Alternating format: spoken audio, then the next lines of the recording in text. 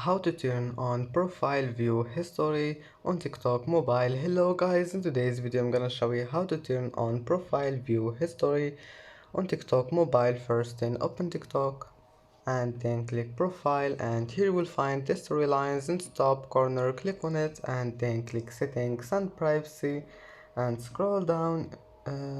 Here you will find privacy. Click on it and then scroll down until you find the profile views, and here you will find profile view history. Now all you need to do, if you want to turn it on, just click on it one click, and as you see here, profile view history have been turned on. And that's it for today's video.